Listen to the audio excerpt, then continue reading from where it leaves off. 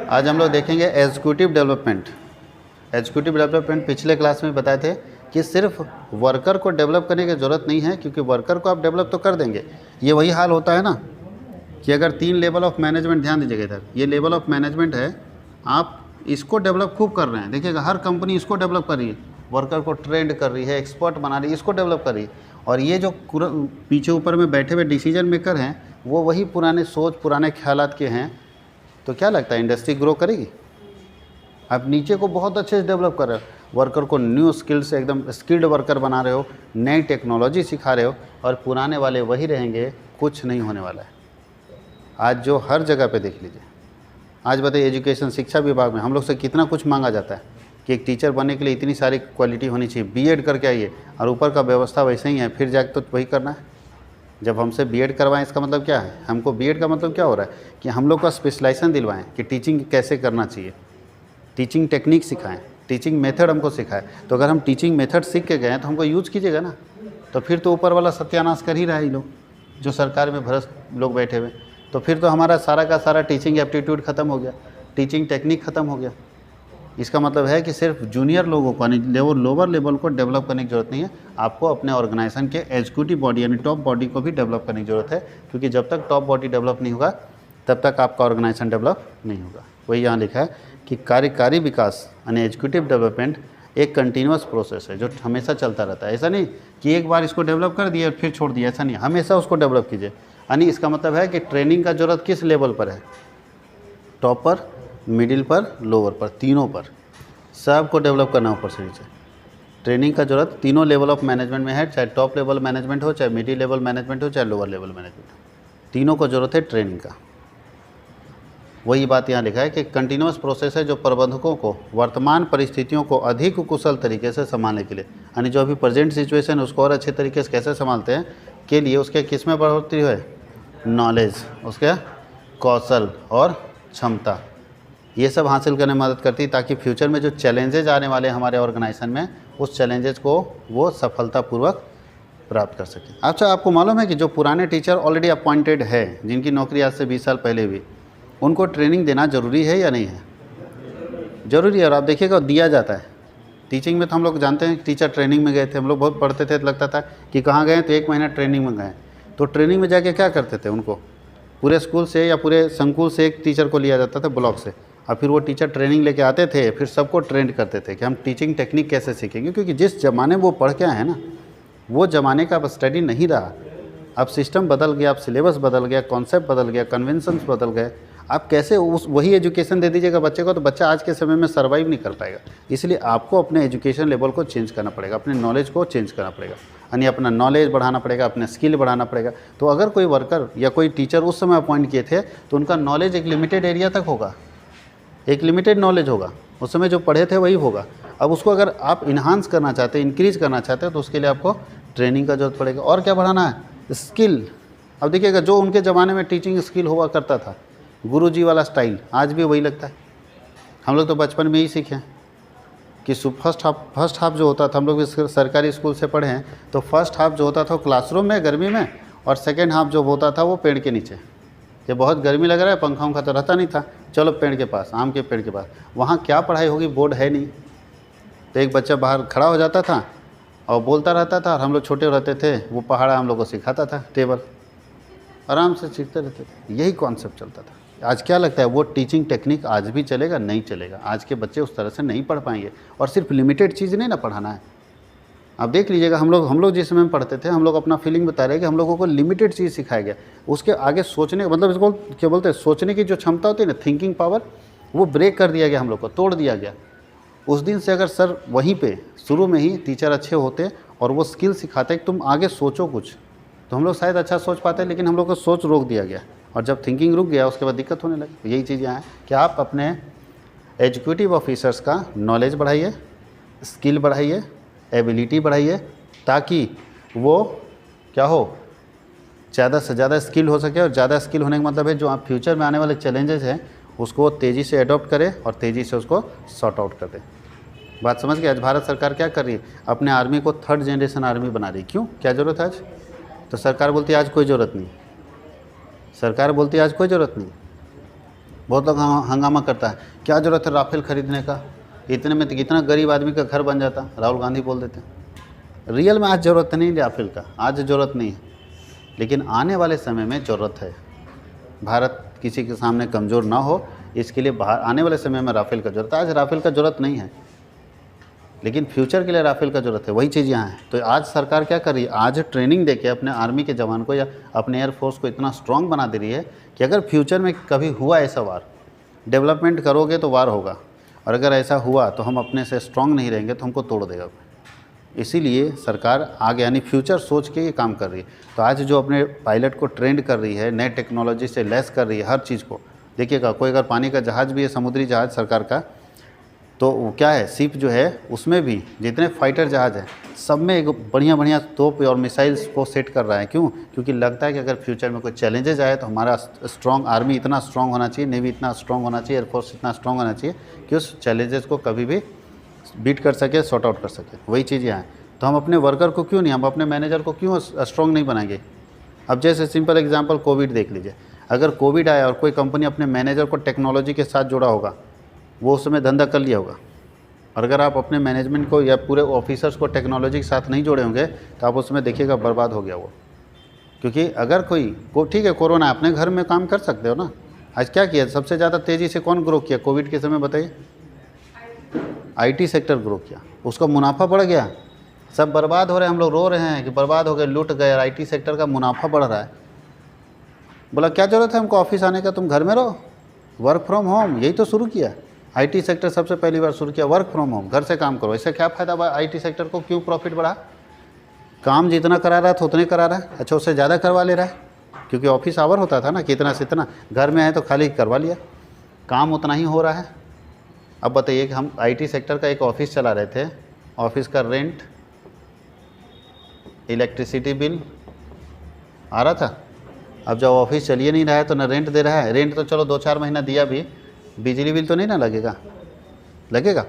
अरे फिक्स का 75 रुपये लगेगा, उससे ज़्यादा थोड़ी लगेगा, या 100, 200, 500 लगेगा। अच्छा जो वर्कर काम करता था, चाय पिलाना पड़ता था, इंटरनेट का खर्चा सब खत्म, वर्कर को आने जाने का पैसा देना पड़ता था, TADA जिसको बोलते हैं, वो भी खत्म। भैया घर पर बैठ के काम करो तो TADA काहे देंगे? तो सीधा डिक्रीज़ कर गया, नहीं शॉर्ट कर गया नीचे। और भी वो क्या किया, वो लोग रेंट भी खाली कर दिया, रूम भी जहाँ ऑफिस था खाली कर दिया, बोले नहीं खाली कर दो भी, और सारा खाली करके अपना घर में ही शिफ्ट कर लिया, और कोई दिक्कत नहीं। वर्क फ्रॉम होम, अभी तक वर्क फ्रॉम होम चल रहा है। अब हो रहा है कि अगले साल भी वर्क फ्रॉम होम ही रखेंगे, इससे सस्ता पड़ रहा है उसको ना, घर से ही काम करा ले। अच्छा बताइए घर पे वर्कर को क्या नुकसान है? वर्कर को ज़्यादा नुकसान है। भले लगता है कि हम घर में रख के काम कराएं, इंटरनेट का खर्चा आप खुद दे रहे हैं, फाइबर लगाएं तो फाइबर का खर्चा खुद दीजिए। अच्छा जो ऑफिस में चाय पानी मिलता था वो भी अपने पिए, TADA नहीं देगा क्योंकि आने जाने का खर्चा नहीं देगा, सब बच रहा है इसका, और आपसे काम करा रहा है। अच्छा पहले अगर आप ऑफिस जाते थे तो मान लिया 8 घंटा आप काम करते, यहाँ आपसे 12 घंटा काम करा रहा है। कभी भी कोई मैसेज भेज दिया, फ़ोन कर दिया कि इसको कंप्लीट करके जल्दी भेज दो भाई, आप कंप्लीट करोगे? कहाँ जाओगे? बंधा हुआ है वर्कर। वर्क फ्रॉम होम ज़रूर है लेकिन बंधा हुआ है कि जब उसको काम आएगा तब वो करवा लेगा। ये है IT सेक्टर। तो बोला कि अगर आप अपने एग्जीक्यूटिव को अच्छा से डेवलप कर लेंगे तो कोई भी चैलेंज आएगा, उसको चैलेंज को एक्सेप्ट करके और उसको कभी भी हम ठीक कर सकते हैं। लेकिन अगर हमारा एग्जीक्यूटिव बॉडी एक्सपर्ट नहीं रहा, टॉप बॉडी एक्सपर्ट नहीं रहा, तो दिक्कत हो जाएगा। और इसलिए हमको अपने एग्जीक्यूटिव बॉडी को अच्छा करना है ताकि हम अपने बिजनेस से रिलेटेड जो भी चैलेंजेस फ्यूचर में आने वाले हैं उसको हम ठीक कर सकें। आगे लिखा है कार्यकारी विकास को प्रबंध समिति यानी मैनेजमेंट एग्जीक्यूटिव जो है डेवलपमेंट के रूप में भी जाना जाता है। Executive development is also known as managerial management development. Executive मतलब मैनेजमेंट, एग्जीक्यूटिव का मतलब क्या होता है? Top level. तो एग्जीक्यूटिव डेवलपमेंट का मतलब ये होता है मैनेजमेंट डेवलपमेंट। आप अपने मैनेजमेंट को डेवलप कीजिए। मैनेजमेंट का मतलब टॉप लेवल, मिडिल लेवल और लोअर लेवल। मैनेजमेंट डेवलपमेंट का मतलब है top level management, middle level management और लोअर लेवल मैनेजमेंट को डेवलप करना। याद रखिएगा कि आप एग्जीक्यूटिव डेवलपमेंट को अलग बात मत सोचिए, मैनेजमेंट डेवलपमेंट है। मैनेजमेंट मतलब है जो मेरे मैनेजमेंट में, कंपनी के मैनेजमेंट में काम करने वाले लोग हैं, चाहे टॉप लेवल हो, चाहे मिडिल लेवल हो, चाहे लोअर लेवल हो, उसके सोच को भी बदलना होगा, उसको भी डेवलप करना होगा, उसको भी ट्रेंड करना होगा। खाली वर्कर को ट्रेंड कर रहे हैं मशीन चलाने के लिए और इसको ट्रेंड नहीं कर रहे हैं तो दिक्कत होगा। और इसलिए सबको ट्रेनिंग का ज़रूरत है, हर जगह पे, हर डिपार्टमेंट। प्राइवेट सेक्टर में देखिएगा इसको बहुत तेज़ी से यूज़ करता है। और प्राइवेट सेक्टर में सबसे ज़्यादा ट्रेनिंग किसका होता है? सबसे ज़्यादा मीटिंग होता है ऊपर वाले का, बोलता है एग्जीक्यूटिव को फिर ठीक करो, ऊपर वाले को ठीक करोगे नीचे अपने आप ठीक हो जाएगा। इसलिए लिखा है कि executive development is also known as management development. It is one of the fastest developing area in personal. Worker का सबसे तेज़ी से डेवलप करने वाला एरिया, क्योंकि पढ़ा लिखा फैमिली है ना, पढ़ा लिखा बंदा है, तुरंत डेवलप हो जाता है। नहीं पढ़ा लिखा रहता उसको डेवलप करने में टाइम लगता है, ये लोग तुरंत डेवलप हो जाता है, पढ़ा लिखा बंदा है, इसलिए बहुत तेज़ी से ये डेवलप हो जाता है। It is realise that an effective management team may be as important to a survival of the organisation. ये लोग मानता है और ये लोग विश्वास करता है इस बात पर कि अगर हमारा टीम बहुत अच्छा रहा तो हम लोग अपने ऑर्गेनाइजेशन के टारगेट को जल्दी अचीव कर लेंगे और मेरा ऑर्गेनाइजेशन लंबे समय तक सर्वाइव भी करेगा, लंबे समय तक जिंदा भी रहेगा। ठीक है, मतलब बैलेंस शीट में हमारे सारे आइटम्स ठीक ठाक रहेंगे, हमारा ऑर्गेनाइजेशन बहुत लंबे समय तक जिंदा रहेगा, ऐसा इनका कहना है। एक और परिभाषा दिया हुआ है पीटर ड्रकर का, ये सब डेफिनेशन आप पढ़ लीजिएगा, बात वही है। सारी परिभाषा में क्या लिखा हुआ है कि मैनेजमेंट डेवलपमेंट एक ऐसा प्रोसेस है जिसमें मैनेजमेंट के जो ऑफिसर्स होते हैं उनके नॉलेज को इन्हांस किया जाता है, यानी उनका ज्ञान बढ़ाया जाता है, उनका स्किल बढ़ाया जाता है और उनके थिंकिंग कैपेसिटी को इंक्रीज किया जाता है, ताकि जो ऑर्गेनाइजेशन का ऑब्जेक्टिव है, उद्देश्य है, वो आसानी से प्राप्त किया जा सके और संगठन को आने वाले चैलेंजेज जो हैं उसका सामना करने के लिए रेडी किया जा सके। कि जो आने वाले चैलेंजेज हैं उससे हमारा ऑर्गेनाइजेशन कितना जल्दी टकरा के उसको ठीक कर लेगा, इसके लिए इस एग्जीक्यूटिव डेवलपमेंट किया जाता है, जिसका कुछ डेफिनेशन आपके पास दिया हुआ है। देखिए क्या उद्देश्य है एग्जीक्यूटिव डेवलपमेंट का। बोलते हैं 4 major objective of executive developments are. अगर हम अपने वर्कर को टॉप लेवल मैनेजमेंट, मैनेजर हो गया, डायरेक्टर हो गया, मैनेजिंग डायरेक्टर हो गया, अगर इसको हम ट्रेंड करते हैं, अपग्रेड करते हैं तो क्या फ़ायदा होगा। पहले लिखा है sustain in dynamic and competitive environment. अगर आप अपने मैनेजमेंट को डेवलप करेंगे तो आज के समय में जिस हिसाब से मार्केट चेंज हो रहा है आप टिक पाएंगे, सस्टेन कर पाएंगे। क्योंकि अभी के हिसाब से मार्केट क्या हो रहा है, 2 चीज़ हो रहा है। देखिए क्या हो रहा है, डायनेमिक मार्केट है, जितना तेज़ी से बदल रहा है कि आदमी पता नहीं चलता। आज जो सामान लेके आए ना कल पुराना हो जाता है। शाम में मोबाइल लेके आए, पूरा मोहल्ले में दिखा रहे थे कि मोबाइल देखिए हम नया एकदम लेटेस्ट वाला ख़रीदे हैं। शाम में न्यूज़ आता है 6 बजे की, नया मोबाइल लॉन्च कर दिया दूसरा कंपनी, आपका हो गया पुराना, लेटेस्ट कोई और है। अब ऐसी स्थिति में इतना तेज़ी से जो चेंज हो रहा है मार्केट इन्वायरमेंट, जितना तेज़ी से चेंज हो रहा है और जिस हिसाब से कंपटीशन आज आ गया है, आप अपने बिजनेस को सर्वाइव कैसे करेंगे। उसके लिए आपको अपना मैनेजमेंट बहुत स्ट्रॉन्ग रखना होगा और उसके लिए ट्रेनिंग का ज़रूरत है। और क्या ज़रूरत है ट्रेनिंग का, बोलता है ensure competent staff at all level. आप ये बात कंफर्म कीजिए कि आपके पास जितने भी लेवल ऑफ मैनेजमेंट, टॉप है, मिडिल है, लोअर है, सब जगह पे अच्छे स्टाफ मिलें। अगर एक भी ख़राब मिलेगा तो गलत हो जाएगा, इसलिए अच्छे स्टाफ ज़रूरी हो। इसके लिए इंश्योर कीजिए कि हर लेवल ऑफ मैनेजमेंट पे अच्छे अच्छे स्टाफ्स आपको मिलेंगे। आगे क्या लिखा है थर्ड में, डेवलप लीडर्स। आप लीडर बनाओ, लीडर डेवलप करो। अगर लीडर डेवलप नहीं करोगे तो दिक्कत होगा। लीडर डेवलप करने का मतलब, चलिए एक एग्जांपल लेते हैं धोनी साहब का। बताइए, ये अपने कैप्टन रहे, बहुत अच्छा कैप्टन रहे, इनकी एक गलती भी थी। ये नीचे इनकी गलती नहीं, बीसीसीआई की गलती है कि भारतीय क्रिकेट कंट्रोल बोर्ड क्या किया, उनकी गलती है। बीसीसीआई को क्या करना चाहिए बताइए, उनको ये करना चाहिए कि धोनी के अंदर में कम से कम एक लीडर डेवलप करवाना चाहिए जो इस तरह का हो। इनके सुपरविजन में कराया नहीं, जब तक ये थे कैप्टन इन्हीं को बनाया, वाइस कैप्टन किसी को बनाया, जबकि करना ये चाहिए था कि जब ये कैप्टन हैं उस समय वाइस कैप्टन को कम से कम 50 मैच में, 40 मैच में मौका देना चाहिए कि कैप्टन यही रहेंगे लेकिन ऑर्गेनाइज तुमको करना है, और तुमको जहाँ दिक्कत होगा तुम पूछो भाई धोनी से। इसमें अगर कोई भी खिलाड़ी, उसमें विराट कोहली था या कोई भी खिलाड़ी को अगर ऐसा होता कि सामने धोनी खेल रहा है और हम कैप्टनसी कर रहे हैं, हम डिसीजन ले रहे हैं, तो जब फंसते तो ज़रूर बताता।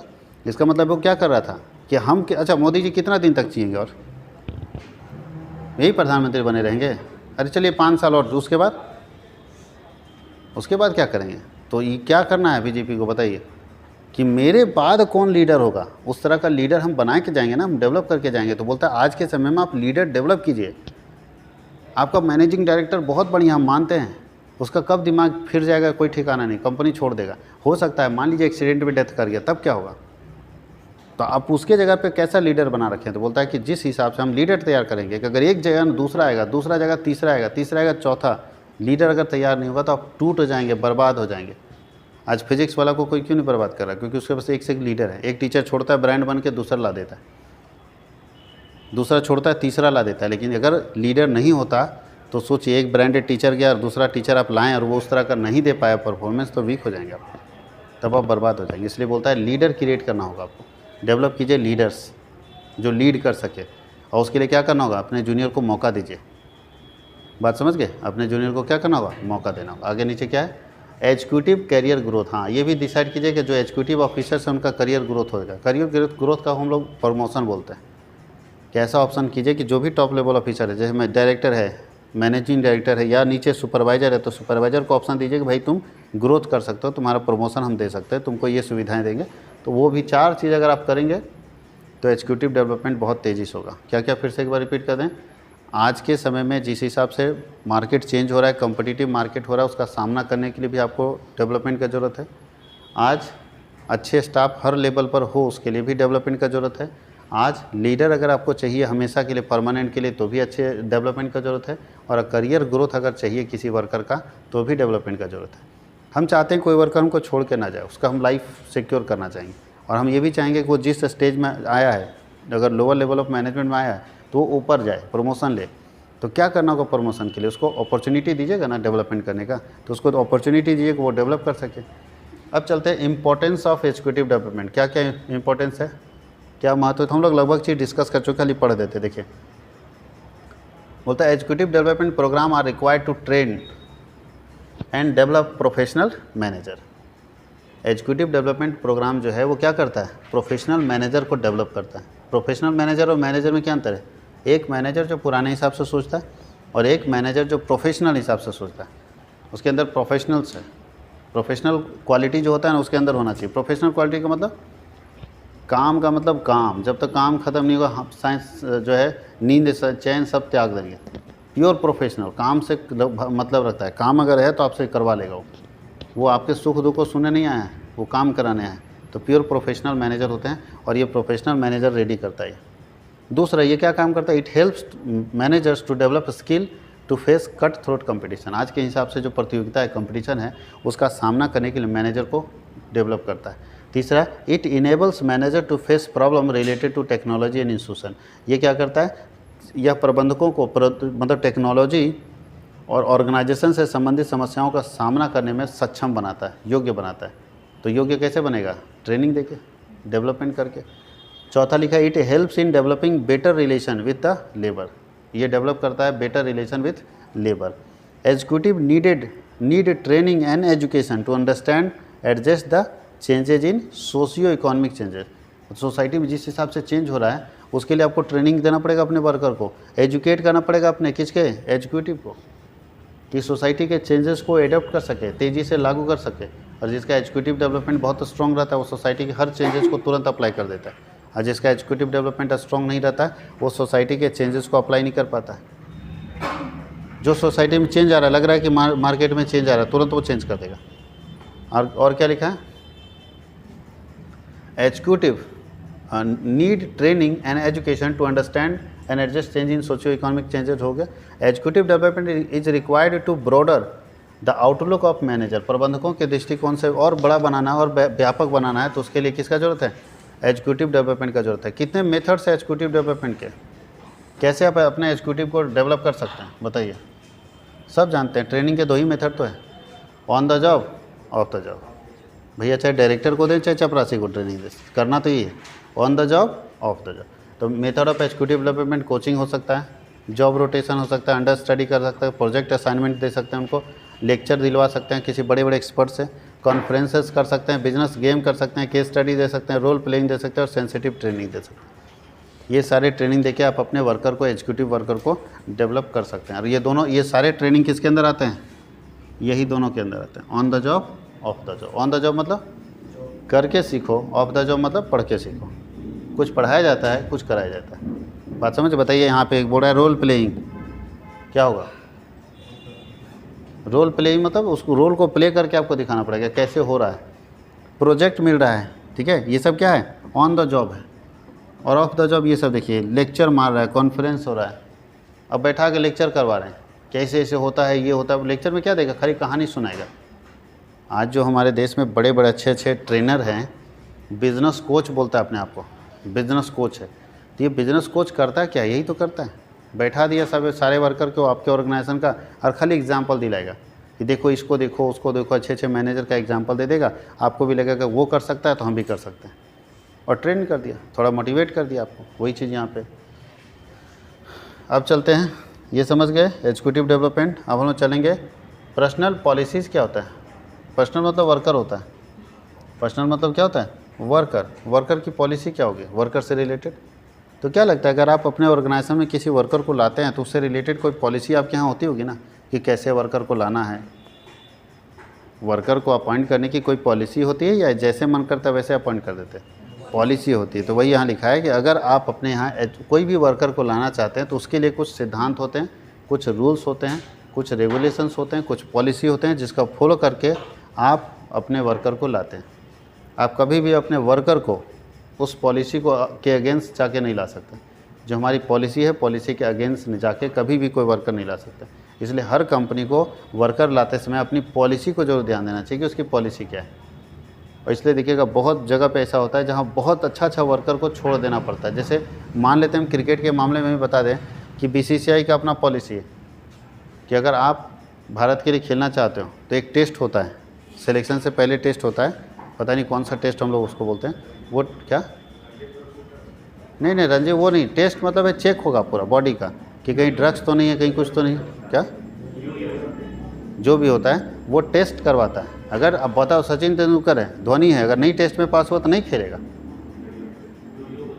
यो टेस्ट बोलते हैं, वो पास होना जरूरी है आपको। अब अगर बहुत बड़े खिलाड़ी हैं, आपके बिना शायद हमको लगता है वर्ल्ड कप नहीं जीत पाए भारत, लेकिन अगर आप फेल हो गए तो नहीं खेलेंगे आप। रूल्स एंड रूल्स, जो रूल्स है तो रूल्स है, इसको बोलते हैं पॉलिसी। कभी वो पॉलिसी के अगेंस्ट काम नहीं करेगा, क्योंकि अगर एक बार अगेंस्ट काम कर गया तो बार बार जाना पड़ेगा। इसलिए उस टेस्ट से सबको गुजरना होगा। उसमें चेक किया जाता है कि इसके बॉडी में कोई प्रॉब्लम तो नहीं है, ड्रग्स वगैरह तो नहीं लिया, बहुत सारा चीज़ चेक करता है वो। मान लीजिए बॉडी में कोई प्रॉब्लम हो तो दिक्कत हो जाएगा। जैसे युवराज सिंह को देखिए, कैंसर था, फिर भी उस समय हालांकि नहीं डिटेक्ट कर पाया होगा, कैंसर में भी वर्ल्ड कप खेल गया। तो इससे मान लीजिए खिलाड़ी अगर खेलते खेलते गिर गया और डेथ हो गया तो बहुत बड़ा दिक्कत हो जाएगा। इसलिए माना जाता है कि नहीं, फिटनेस सबसे ज़्यादा जरूरी है। हम गेम जीते ना जीते मैटर नहीं करता। इसीलिए यहाँ पे भी लिखा है कि आप अपनी पॉलिसी बनाइए कि अपने पर्सनल मतलब वर्कर को कैसे अपॉइंट करेंगे, कैसे ट्रेन करेंगे, कैसे उसको लाएंगे, ये सारे रिलेटेड आपको एक प्लान बनाना पड़ेगा, पॉलिसी बनानी पड़ेगी। ये सारा डेफिनेशन दिया हुआ है, आराम से पढ़ते रहिएगा। ये पर्सनल पॉलिसी का फीचर्स देख लीजिए, क्या क्या होना चाहिए। वर्कर से रिलेटेड जो पॉलिसी होनी चाहिए वो क्या होना चाहिए। तो सबसे पहले लिखा है आप अपने वर्कर से रिलेटेड पॉलिसी को लिख लो, it should be in written form. ऐसे भी ओरल तो होता नहीं है, कंपनी का पॉलिसी बना रहे, कंपनी का पॉलिसी क्या होना चाहिए, रिटन फॉर्म में लिखिए कैसे करना है। तो अच्छा, लिखने से क्या फ़ायदा होगा कि जो भी आपका HR मैनेजर होगा ना, उसको बार बार आपसे पूछने की ज़रूरत नहीं पड़ेगा। वो तुरंत देखेगा कि इस कंपनी की पॉलिसी है कि ऐसे ऐसे वर्कर को अपॉइंट करना, अपॉइंट कर देगा। और अगर आप लिख के नहीं रखेंगे तो बार बार HR मैनेजर आपको फ़ोन करेगा मालिक को, सर क्या है सर, एक वर्कर जो है इस तरह से आया है, क्या करें, रखें कि हटा दे सर। तो बार बार आप पूछिएगा तो HR मैनेजर मालिक जो है वो ज़्यादा परेशान होगा। इसलिए मालिक क्या करता है, पूरा HR मैनेजर को पर्सनल पॉलिसी दे देता है, देखो इस हिसाब से तुमको वर्कर को रखना है, किसको सस्पेंड करना है, किसको फिर से लाना है, किसको पैसा देना है, किसका पैसा कटेगा, पूरी पॉलिसी हम लिख दिए हुए। सेकेंड क्या है, it should B clear. Policy हो तो क्लियर कट होना चाहिए, कोई कन्फ्यूज़न नहीं होना चाहिए, क्लियर होना चाहिए, पॉजिटिव होना चाहिए, जिसमें वर्कर को ज़्यादा फ़ायदा हो। अर्ली अंडरस्टैंड होना चाहिए, मतलब इजी वे में वर्कर तुरंत समझ सके by each and every employee, मतलब हर एम्प्लॉई, ऑर्गेनाइजेशन का सारा एम्प्लॉई आसानी से समझ सके। क्लियर होना चाहिए, पॉजिटिव होना चाहिए। It should be in the line of corporate objective. ऐसा होना चाहिए जिससे कॉर्पोरेट सेक्टर का जो ऑब्जेक्टिव यानी कंपनी का जो ऑब्जेक्टिव है वो भी हासिल हो जाए। It should be in local language, ध्यान दीजिएगा, ये आपको लोकल लैंग्वेज में भी लिखना होगा। अब इंग्लिश में पॉलिसी लिख दीजिएगा, वर्कर नहीं समझ पा रहा है कि क्या लिखे हैं तो गलत होगा ना। इसलिए आपको अपनी पॉलिसी लोकल लैंग्वेज में भी लिखना होगा। इसका मतलब इंग्लिश में लिखिए और बाकी जो लोकल लैंग्वेज है उसमें लिख दीजिए। आगे, it should be generally known to all interested parties. ये जो आप पॉलिसी बना रहे हैं, जो भी इंटरेस्टेड पार्टी होते हैं, 3 इंटरेस्टेड पार्टी होते हैं, सबकी जानकारी होना चाहिए। 3 ही ना प्लेयर होते हैं, एक कौन होता है, मैनेजमेंट, ट्रेड यूनियन और गवर्नमेंट।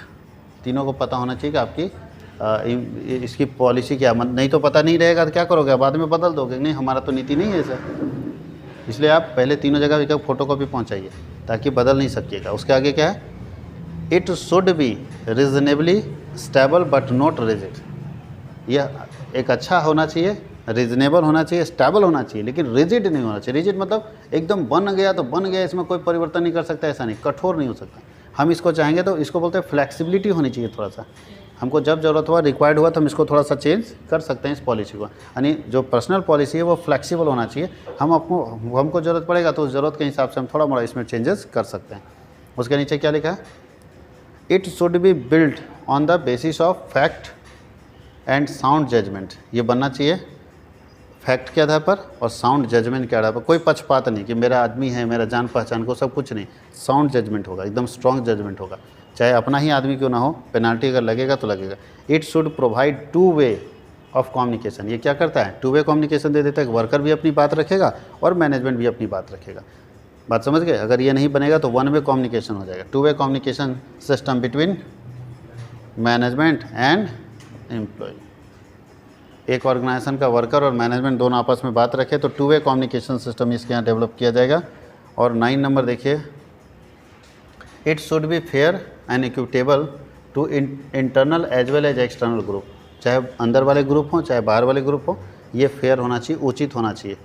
उसके नीचे it should be consistent with public policy. यह सार्वजनिक नीति के अनुरूप होनी चाहिए। कोई दिक्कत है? और नीचे क्या है? It should support management as well as establish cooperation of employee as the shop floor level and in the office. इसे प्रबंधन का समर्थन करने के लिए साथ साथ शॉप फ्लोर स्तर, और मतलब एक सिंपल है कि ये नीचे लेवल से लेके ऊपर लेवल तक सब में काम करेगा। फ्लोर लेवल का मतलब नीचे लेवल, ठीक है, और अपर लेवल का मतलब ऊपर लेवल। हर वर्कर को इसमें कनेक्ट कर देगा। It should be progressive. ये हमेशा प्रोग्रेसिव होना चाहिए, जिसमें कभी कभी चेंजेस होते रहें और वर्कर के भलाई के लिए होना चाहिए।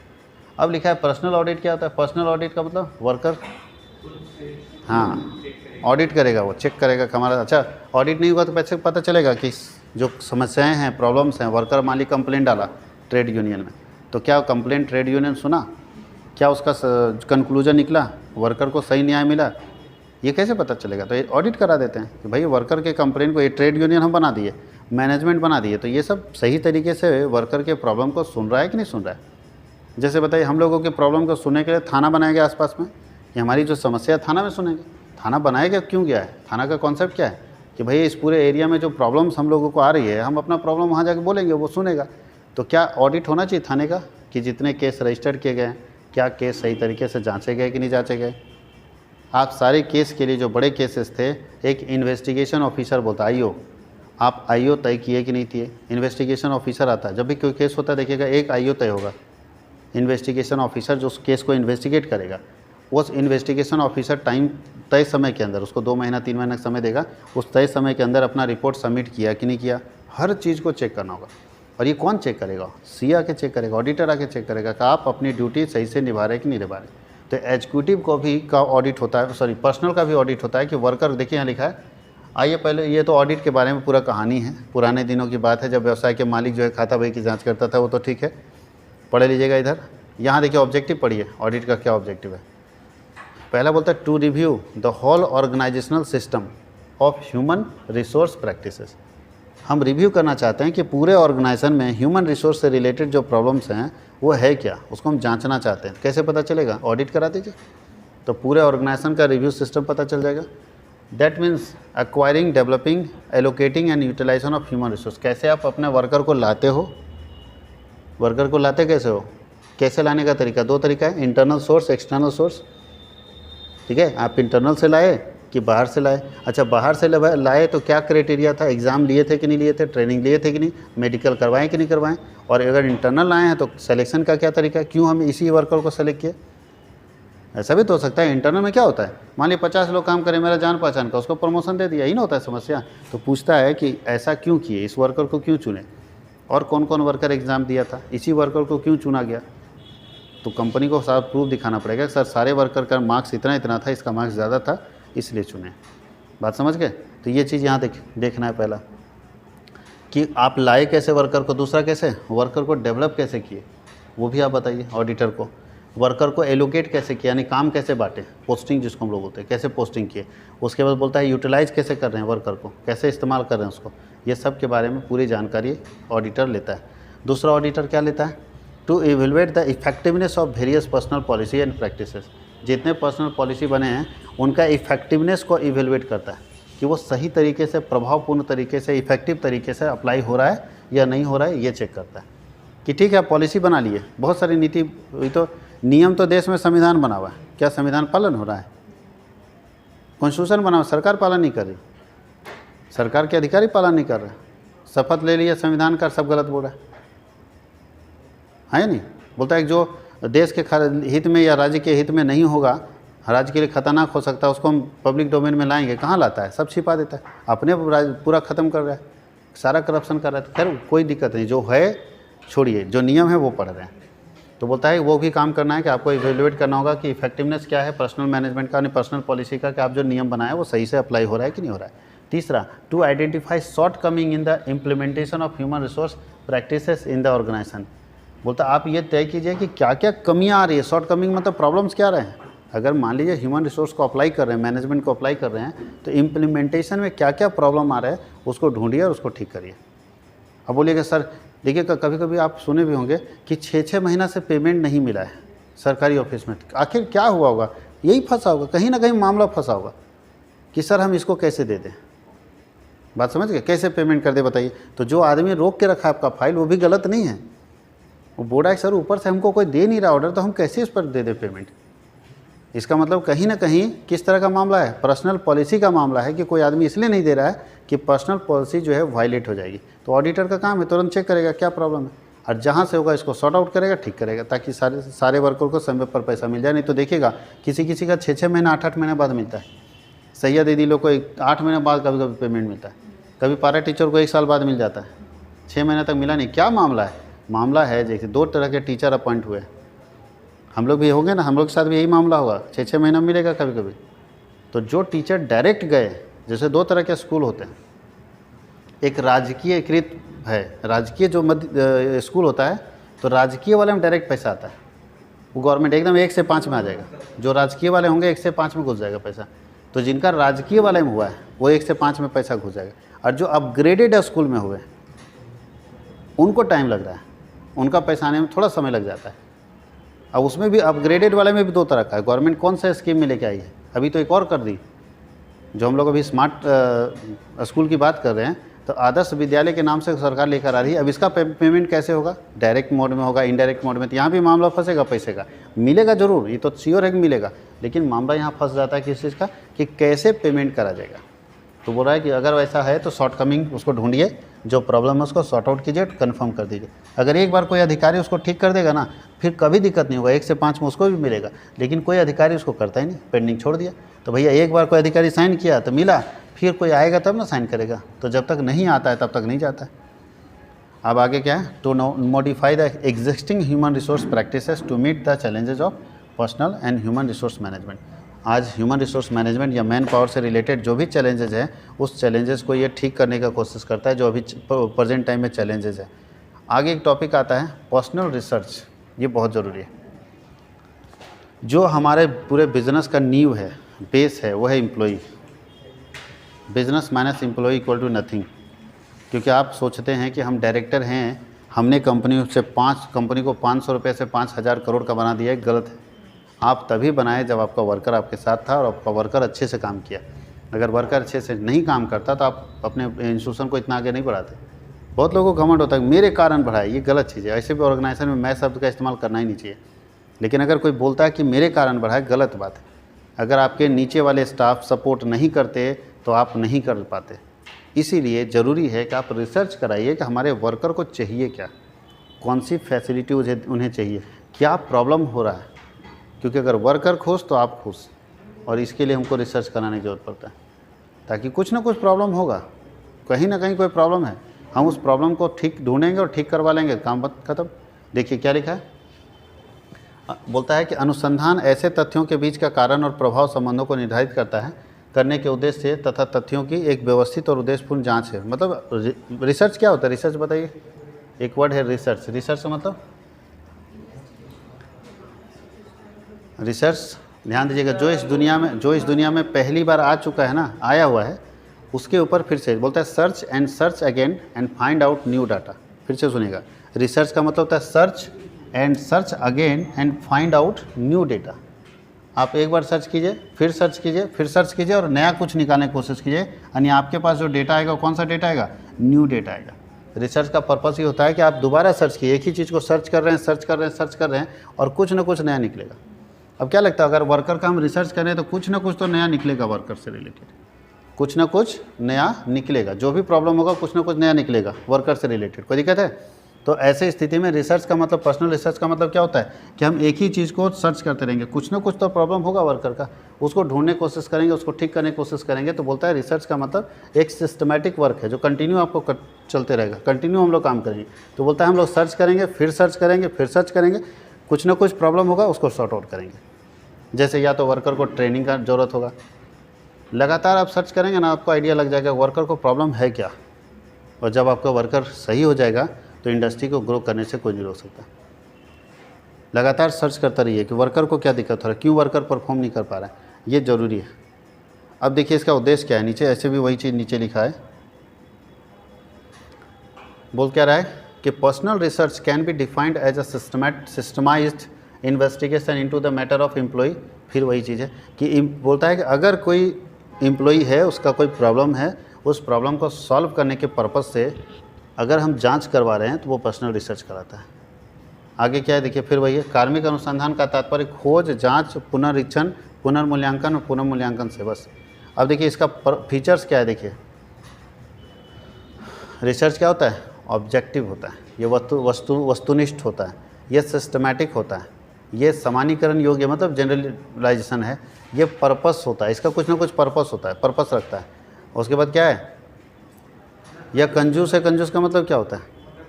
हाँ, मतलब है कि ये ऐसा होता है कि रियल चीज़ को ढूंढना चाहता है कि प्रॉब्लम है क्या। अगर हम प्रॉब्लम को ढूंढेंगे तो अच्छा, दो तरह के कॉन्सेप्ट वाले लोग होते हैं। एक बोलता है कि हम वर्कर के लिए ज़्यादा नहीं सोचेंगे, हम अपना पैसा बचाएंगे, ज़्यादा वर्कर को देंगे तो नुकसान है। एक बोलता है कि नहीं, हम ज़्यादा वर्कर को देंगे लेकिन काम उससे ज़्यादा ले लेंगे।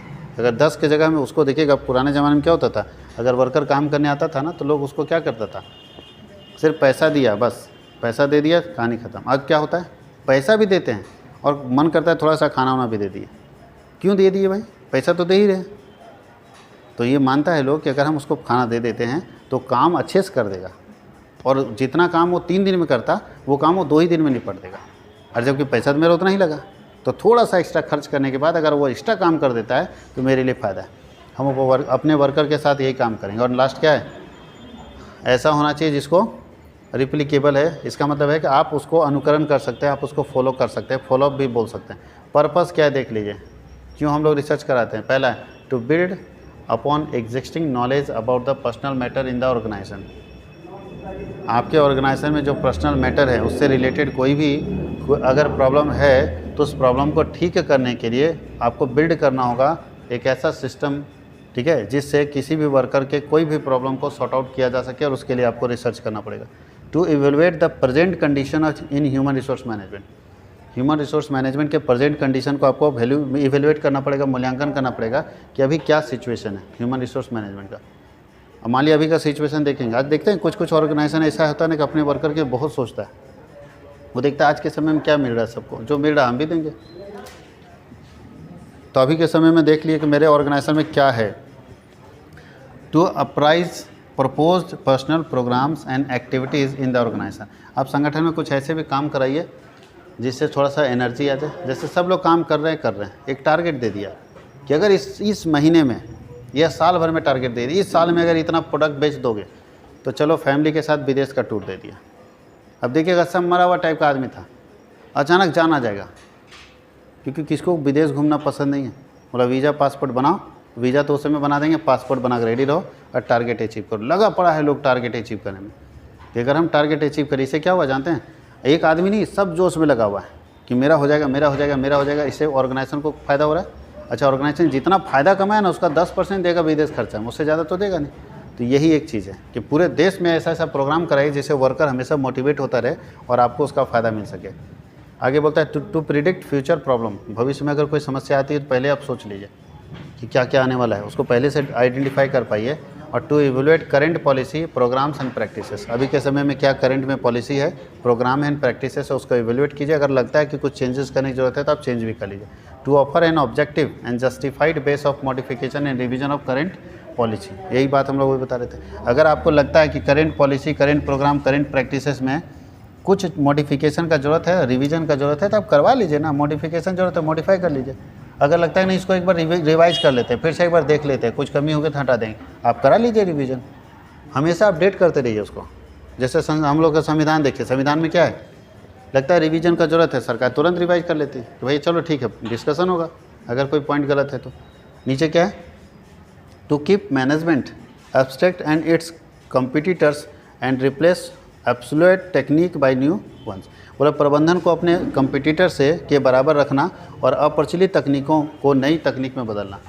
मतलब हमेशा याद रखिएगा, जो मेरा दुश्मन है, कंपिटिटर है, उसके टेक्निक को समझना होगा, ठीक है, और हमेशा अपने बराबर रखना होगा। ये मत कभी भी किसी को छोटा नहीं आंकना चाहिए कि अरे वो छोटा है, वो एक दिन बड़ा हो जाएगा, अगर आपको छोटा कर देगा तो उसको बराबर मानिए कि हमारे बराबर है भैया, हमको उससे बार बार कम्पीट करना होगा। और टेक्नोलॉजी को ज़माने के हिसाब से पुराने से नए में बदलते रहना चाहिए। अगर टेक्नोलॉजी नहीं बदलेंगे तो शायद अगर आपके कंपटीटर टेक्नोलॉजी बदल दिया तो आप बाहर हो जाएंगे। इसलिए कंपटीटर को वैल्यू दीजिए, छोटा हो या बड़ा हो। अब छोटे और बड़े, अब देखिएगा बीजेपी छोटा छोटा पार्टी को मिलाता है। आप और हम सोचेगा जिसका एक भी एमपी नहीं उसको अपने में मिला रहा है, उसको वैल्यू दे रहा है, उसका एक एमपी बना दे रहा है।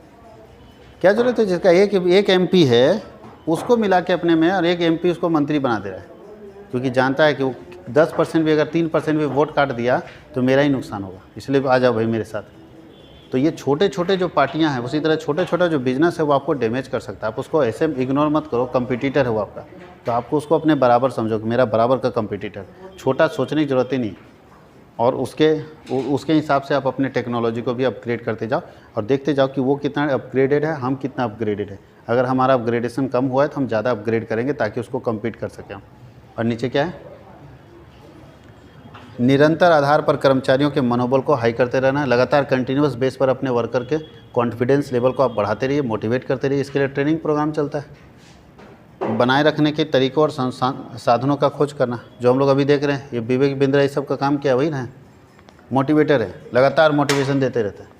ऑर्गेनाइजेशन में बुलाया, लोग को मोटिवेट करा रहा है, वर्कर को 1-2 महीने में ट्रेन कर रहा है, यानी अंदर से आग लगाते रहना है, घी डालते रहना है ताकि वर्कर काम कर सके। यही हम लोगों को पढ़ना था इंडस्ट्रियल रिलेशन के अंदर 68 पेज। अब लोग इसका एमसीक्यू दे देंगे आपको, 600 एमसीक्यू जाएगा, 600 से ज़्यादा एमसीक्यू जाएगा, बहुत है एमसीक्यू 600 एक यूनिट का। अब अगले क्लास में हम लोग, ये चूँकि इंडस्ट्रियल रिलेशन यूनिट 4 कंप्लीट हो चुका है, अब यूनिट 3 पढ़ेंगे।